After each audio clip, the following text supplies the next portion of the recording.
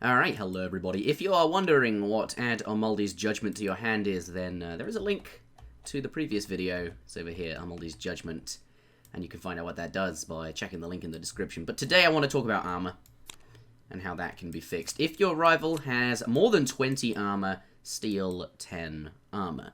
I think we can all agree that the clause remove all armor is just far too strong, and if not anything else, far too stifling on a lot of playstyles for several legends, not just Raptor, but also Morvaran, his Calif agenda, Woven Carapace. He can end up stacking quite a lot of armor. Linza as well, she has that Grief Linza style, reduce her opponent's base attack, and ultimately, like, that deck wants to win in the final fight. That's why she's reducing the base attack, and then she stacks armor with Repurpose. She can get a surprising amount of it, actually. And the clause remove all armor really just dumpsters those decks. I don't think Green Dragon's the problem, it's Ogre Warlord, which we have discussed in a previous video, so I'm not going to go into it here. But this card can see play in almost every deck that builds AP. It's just really safe and really reliable because, you know, in the early game it's base attack, and in the late game it's armor destruction. Like, there's no drawback here. Whereas with Green Dragon, it's, you know, it doesn't represent both of those roles. But, you know, if Ogre Warlord were to disappear and being changed like this, then I imagine Green Dragon certainly popping up. But also other cards. I'm gonna talk about Linza's Raging Calphite as well for this particular video, but I won't do any of the other Linza cards. We'll save that for the actual Linza video. But these are all things that are, you know, most definitely going to be a problem. As I mentioned in a previous video, like, hard counters just severely impede some decks and strategies to just, like, even work at all on ladder. And all of the cards, like, associated with making that style are just kind of nullified from the game as if they, like, didn't exist or were deleted. Hard counters just reduce options and variety and make the game, like, less of a fun place to be. That said, though, there do need to be cards that punish players for stacking perhaps too much armor. The impression I got from the devs, given that cards like Ogre Warlord and Green Dragon are in the game, is that you're not supposed to stack too much armor. But that was never what the game was envisioned to be about.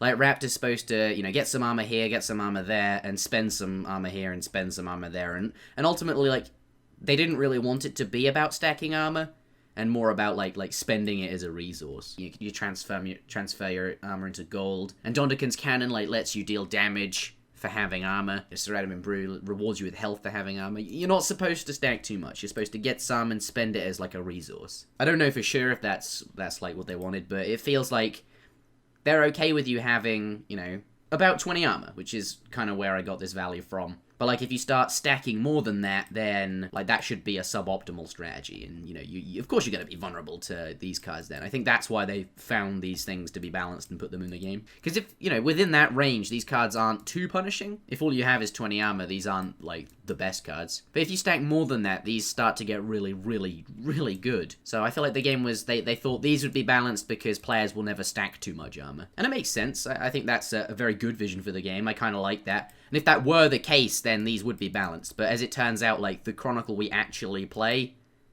like, that notion doesn't really work because armor is such a key part of going to the final fight. So many decks, like, revolve around doing that and are strong because they are good at doing that. So that's what people are playing. I think the way to phrase this is that, okay, aggro versus control. No one ever stacks too much armor because they're, like, chipping away at your health and armor constantly, and it's a race to see, you know, can I get my base attack up quickly enough to stabilize off killing these creatures, or can I find enough gold to stabilize and heal up off my Romley Weak Clax Full Tetsu?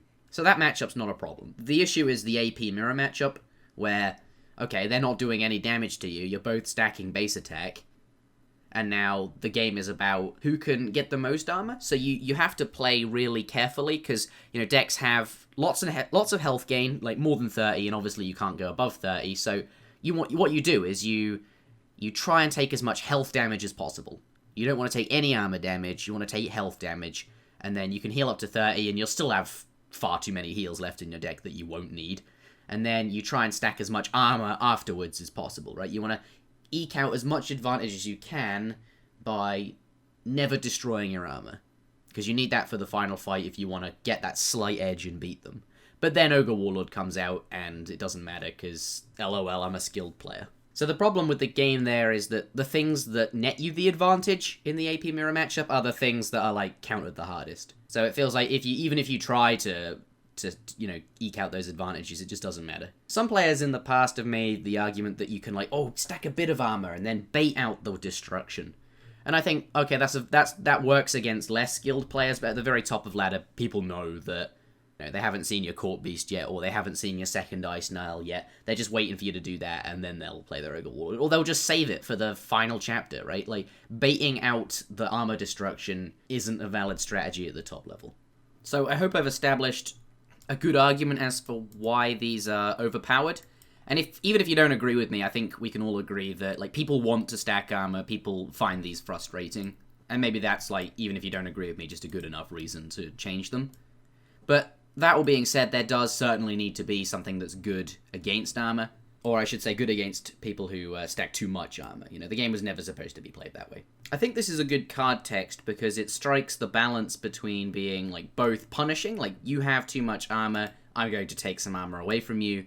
But also, it's not just destruction. Like, your opponent, if they stack too much armor, like, they know they're opening up the opportunity for you to be rewarded. I want to say it splits the burden of destruction, right? Like, these just destroy everything that your opponent has. Whereas this, they know they can only lose 10 armor, but they're also giving you, like, a reward. I feel like that shares the load a bit. It feels fairer.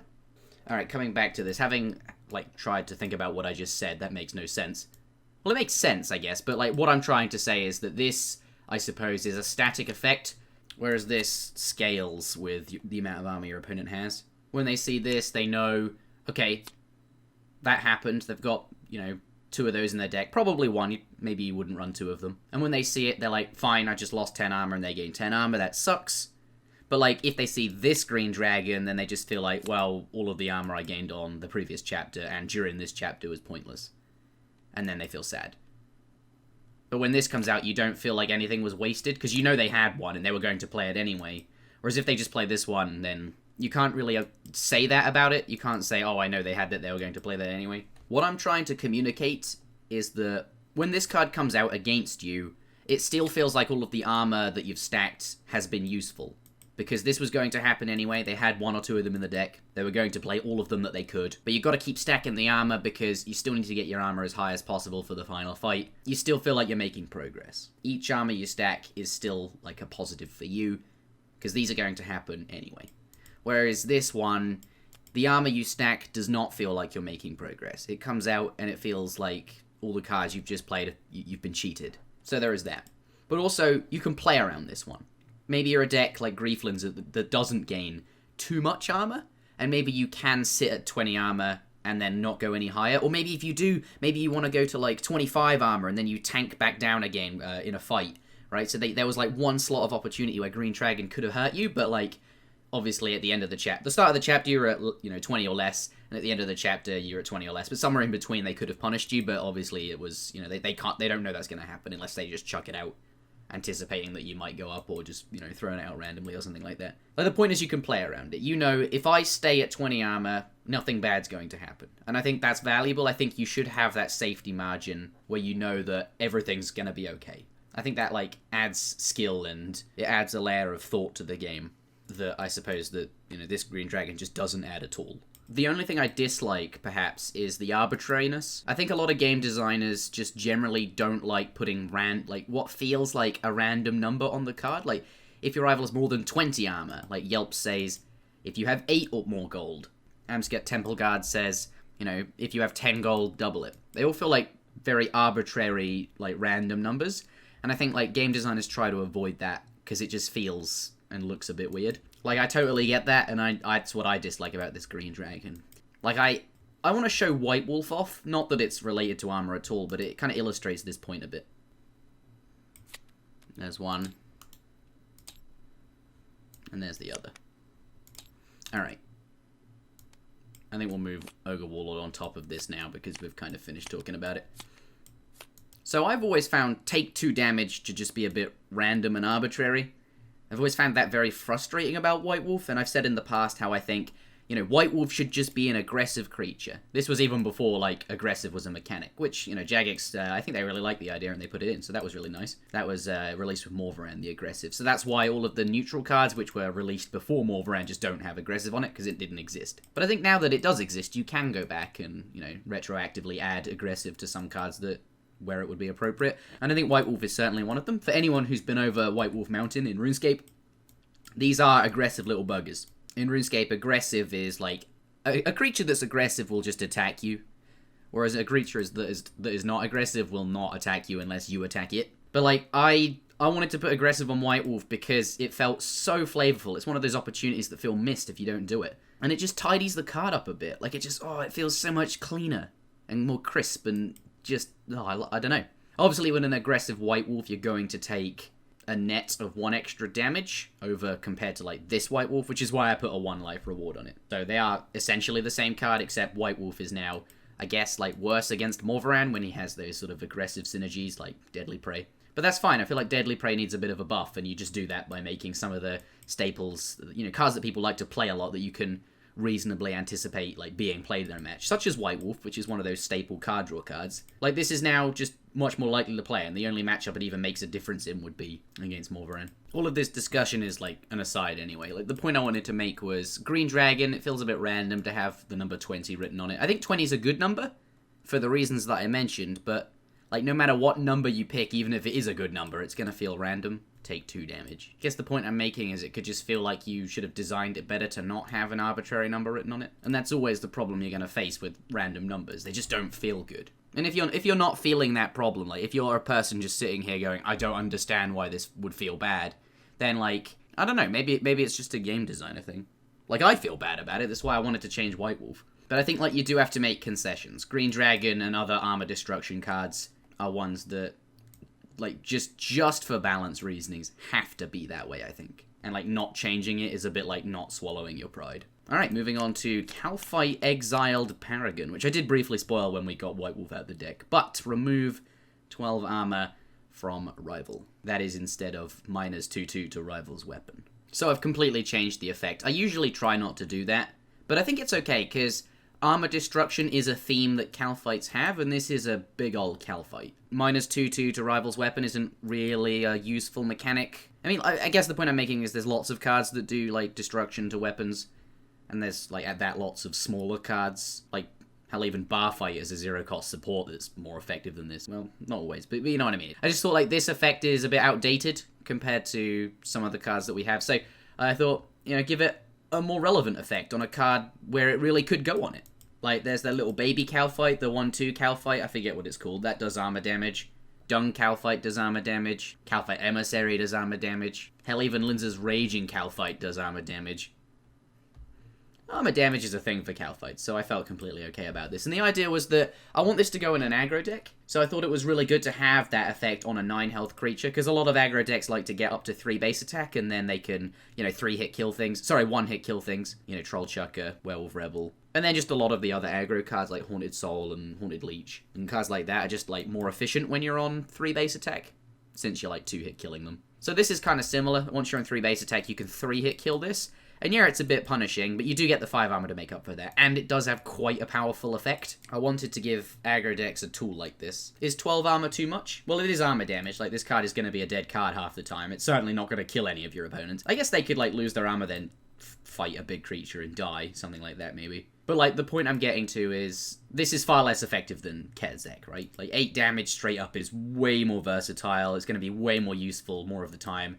Remove 12 armor is, like, stronger because it's, 4 more.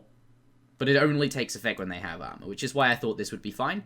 Also, I want to point out Ketzek comes with an armor reward as well. And there is some nuance to this card too. It's not like just a thoughtless card. I think your opponent, like 12 armor can be quite a lot, and if you want to get full effectiveness out of this, you're going to have to wait, or put this at the end of the chapter, or like hold onto it for a chapter before playing it. You got to wait for them to stack up to 12 armor. If your opponent's careful, they might not ever get there, because, if you're an aggro deck, you don't want to let them stack armor. You've got to play all your other aggro cards. You're going to be constantly chipping away at them, and, it'd be quite hard for them to even stack 12 armor. I feel like if they have managed to stack 12 armor, they're probably winning anyway, and this is like that kind of you get back in the game swing card. But if, like, you, the aggro deck, are winning, and you're, like, smashing their health down, and they're getting really low, and you're not very far away from, like, killing them, if you draw this, you're going to be pretty sad, because it's, like, not going to help you finish the game out. It's a card that, like, isn't useful when you're ahead, but, like, is, like, much better when you're behind. And I think it's okay for a card like that to be powerful. I mean, the stats can be adjusted if Jagex doesn't agree. But, like, the idea is there now. That's the kind of card I think Exiled Calif Paragon should be. Alright, next up, and finally for Armor Destruction, we do have New Raging Calfites. If your rival has 10 or more armor, they lose 1 base attack. Hopefully the argument I established earlier explains why this is not a good idea. So I've changed it to something befitting Linza, something that would be quite flavorful to her. I think she is kind of struggling that Grief Linza agenda, like, does need a bit of help. Grief Linza used to be really good because Dust Devil, you could just consistently get out in slot 2 almost all of the time that you drew it. And that was good because, like, you know, if you wanted to hurt the AP decks, you got to hit them early before they get their base attack going. Because once they get it going, once they get off their feet, they just snowball and roll up into getting even more base attack even more quickly and easily. I think that's why everyone was so upset about, like, moving Dust Devil back, because it just felt like Grief Linza, you know, couldn't impact the game early enough now to be relevant. So I think she does need a bit of help, like, because once they do get rolling, you just need more cards that, like, I don't think you should have it as early as it was. I do think old Dust Devil wasn't good for the game, but what needs to come and replace, or come with it, is more tools for her to be impactful in the mid-game, where it's, like, fairer to lose base attack. I wanted this to be another card that you could play around. I also wanted this to say if you have more than 10 armor. So basically it wouldn't trigger until you have 11 armor and above. But this one triggers on 10. That was just a typo. I think, like, that phrasing is the easier way to pass the card. I think, like, that you can understand it more quickly if you've never read it before that way. But also, like, 11 is higher than 10, and I feel like that's where it ought to be.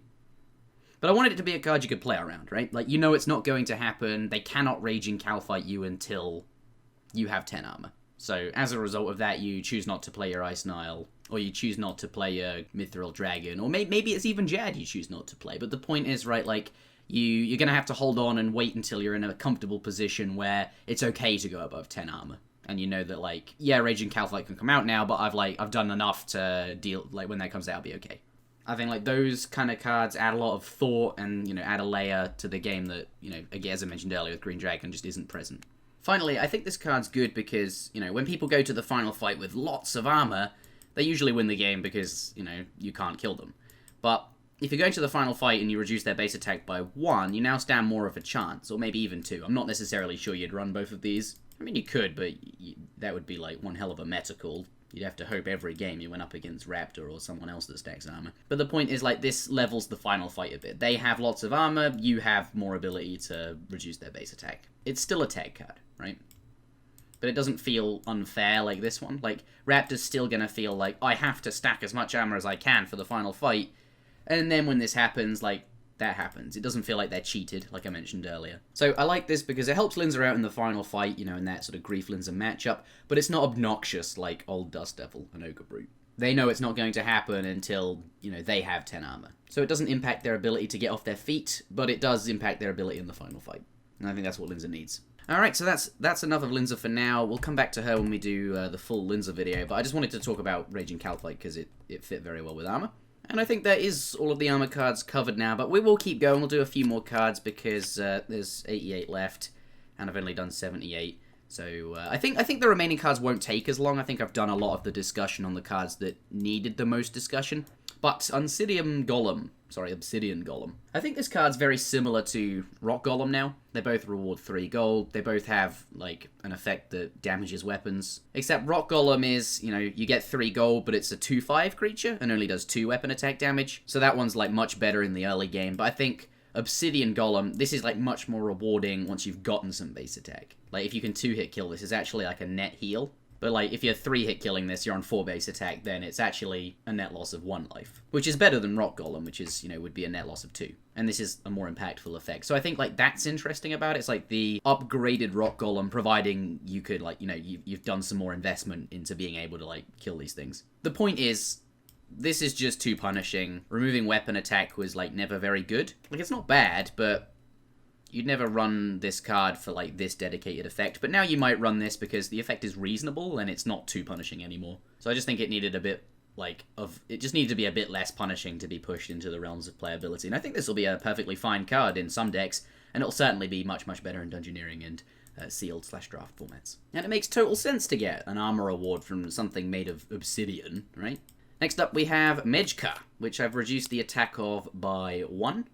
and decreased the armor award by 2. So the thought here is that, like, Medjkar gives a 3/3 weapon. You know, I felt like this was supposed to be useful for the ramp it provides, but it was just like a bit too big of a creature to fight early on. Like, you can kill this on 2 base attack now, and that's okay, right? That 1 attack difference makes like enough difference to want to like justify going into this on 2 base attack. And if you're on 3 or even 4, and the more you get, like, it's just even better. Reducing the attack, the key point is it makes it less punishing for people on low base attack. But, like, accordingly, I wanted to not make it as good in the late game by just, like, reducing its armor slightly. Like, if you're 2-hit killing this now, it's no longer, like, a net gain on life. It's not a net loss either, but I wanted the 3/3 weapon to be more, like, useful early on, where I thought it was supposed to be used. And maybe I got the whole card wrong. Maybe this is supposed to be a late game card, and that battle is for, like, you know, dealing damage, and then you get a 3/3 weapon to do even more damage with. I don't know, like, I feel like there's other cards that already have that role, so I wanted to, like, make it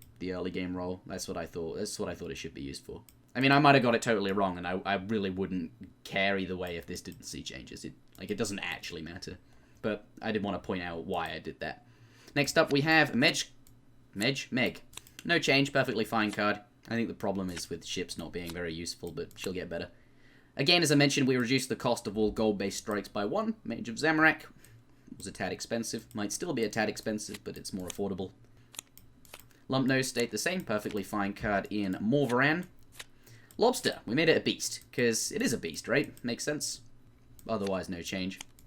Lesser Demon, no change, it's a fine card. It's probably going to be reasonable in aggro decks. It always has been, because that 2 gold reward's quite good. And, you know, this is like remove 1 weapon durability if you get that right. And a battle is, you know, at least 3 damage if you're killing Lesser Demon. Fine card. Lava Dragon. This one I think is quite a strong card that, like, hasn't seen play just because, like, decks don't really want the gold. And it is, you know, quite big. You have to be 1-hit killing this, and, you know, reaching, like, it's not that hard to reach for 9 damage, but, like, the reward doesn't seem worthwhile, perhaps? I think the 5 gold hasn't been valuable to creature decks because there just haven't been enough, like, valuable supports for them. There's Nastroth, but I don't think that's worth the slot on your deck, because then Lava Dragon plus Nastroth would become a 2-card combo, unless you're running other gold game, which you're probably not. In fact, you'll almost certainly be not, unless it's White Wolf, but that doesn't count. So I think this will start seeing a lot more play. I don't think it'll go in creature decks, like dedicated creature decks, because, like, it's still, if you know, that gold is always going to be a 2-card combo with some other card that you just, like, shuffled into your deck because you thought it would be good with the 5 gold that you got off Lava Dragon. I think Lava Dragon will go in the more dedicated gold decks that have, like a gold agenda, because if you want gold to be consistent, you'll want lots of other cards that give you gold as well. You'll want Zilliana for gold, and maybe Grotworm as well, and you'll just be stacking lots of gold, and you'll have lots of different things to spend it on, so it won't be janky. But, like, dedicated creature decks will be janky. I think this will be a perfectly fine card if, you know, those other supports that I mentioned, the ones in, oh, well, I guess I spelled Amaldi's Judgment. I mean, like, these ones that I mentioned in another video, like, these, not that card. Not that card, not that card, not that card. This one, right? These two. Like, if supports that give you base attack, like, I just think there needs to be more of them, as I've mentioned in previous videos. And if that does become the case, then I think Lava Dragon will just be more worthwhile. Alright, next up we do have KGP Agent. Oh, that's not KGP Agent. I think we'll call it there for a day then, because I need to figure out where he is. And also I think this will be a very nice and interesting place to start on. We did leave for those wondering, KGP Agent we didn't change. It's exactly the same. It's a fine card. Leave a like if you thought this was interesting, and I'll see you all again next time.